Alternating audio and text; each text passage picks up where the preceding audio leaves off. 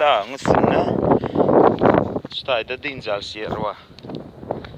Yağış yağsa, gün olsa oturup ya da anlatın dincalnya. Yine şuradan durmuş giden yerleri var. Şöyle.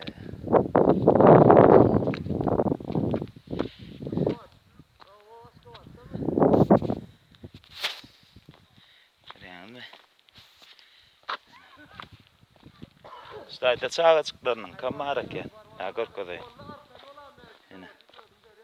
Yine küçük yine daha varın. Akı kuğurun yani hayalleri. Yine dağıştan giden yerleri.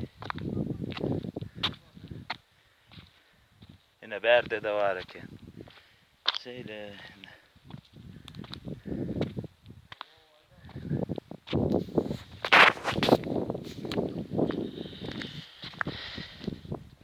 Ovadan yerler. Göğünün atsaya gelsen.